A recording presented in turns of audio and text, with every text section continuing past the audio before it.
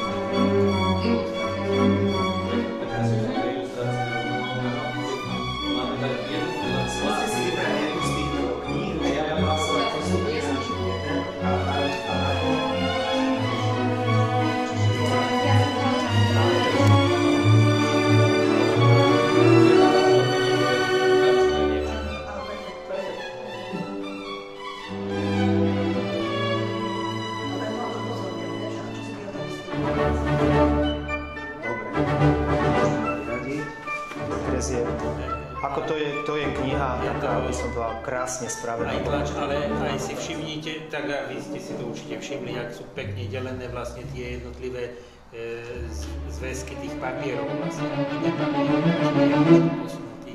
A nevidí sa aby dostal.